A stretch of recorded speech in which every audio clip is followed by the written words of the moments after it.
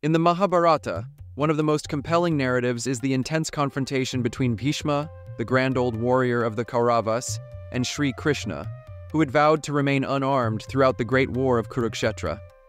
As the mentor and charioteer of Arjuna, Krishna had taken a significant oath at the beginning of the war. He promised that he would not pick up any weapon or participate in the battle actively, dedicating himself instead to guiding the Pandavas with his wisdom and strategy. This vow was a testament to his commitment to upholding dharma, righteousness, without direct involvement in the violence of the war. By listening to this, Bhishma Pitamaha was inside motivated to break the vow of Shri Krishna and die with their hands. With this in mind, on the 9th day, when Bhishma, driven by a fierce sense of loyalty to the throne of Hastinapura, intensified his attack on the Pandava forces, known for his boon of Ichha Mrityu, which allowed him to choose the time of his death, Bhishma was an indomitable force on the battlefield. His strategy was clear. He wanted to provoke Krishna into entering the fray, believing that only Krishna's direct involvement could decisively tilt the scales in favor of the Pandavas and end the war swiftly. The battlefield turned chaotic as Bhishma's arrows rained down with lethal precision, causing severe casualties in the Pandava camp. As Arjuna struggled to counter the relentless assault, Krishna's frustration reached its peak. Witnessing the devastation and the potential defeat of their side, Krishna's legendary resolve was severely tested. In a moment of intense emotion, Krishna jumped off the chariot, lifted a nearby fallen chariot wheel, and rushed towards Bhishma, ready to use it as a weapon. This act was dramatic and symbolic, showing that even a divine figure like Krishna could be driven to the brink of breaking his vow under extreme circumstances. Arjuna, realizing the gravity of the situation and the implications of Krishna breaking his oath, acted quickly. He intervened, pleading with Krishna to put down the wheel and abide by his vow.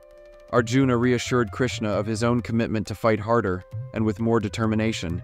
Moved by Arjuna's plea, Krishna composed himself, set down the chariot wheel, and returned to his role as Arjuna's charioteer, thus preserving his vow and the integrity of his word.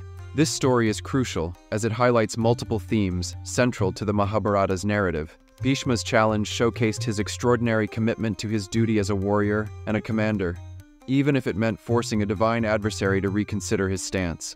For Krishna, it was a test of his resolve and his principles, balancing the fine line between adherence to his promise and the overwhelming need to protect righteousness and justice.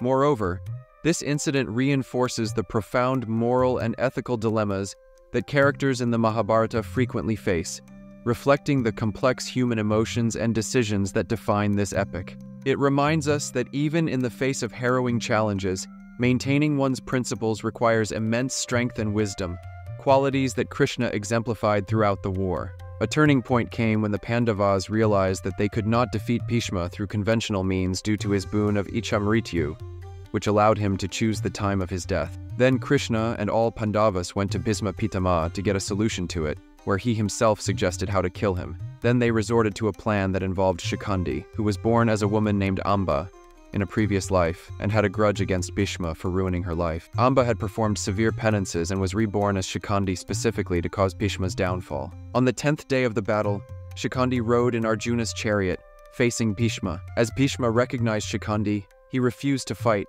holding back because of Shikhandi's past identity as a woman. Bhishma would not raise his weapons against someone who had once been female, adhering to his strict code of warrior ethics, which dictated not fighting those who were formerly women or those who were eunuchs. Taking advantage of Bhishma's hesitation, Arjuna positioned himself behind Shikhandi, using him as a shield.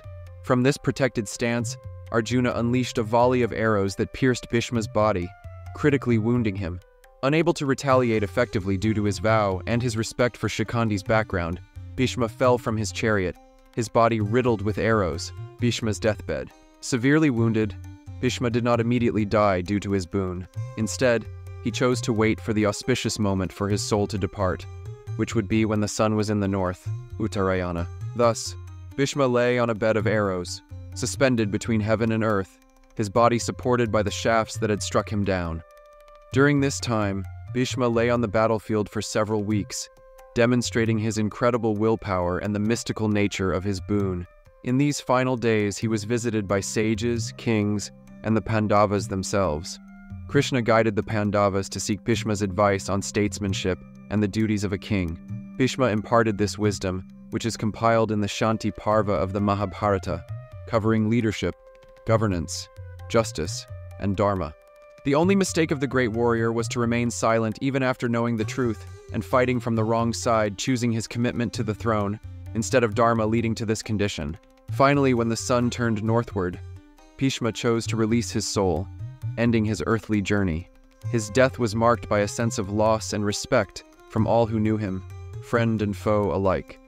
Bhishma's passing was the end of an era, representing the inevitable transition and the impermanence of even the greatest warriors. If you want to know which astra is most powerful in Hinduism, do check out the left video, and if you like our videos, then don't forget to subscribe by clicking the right circle.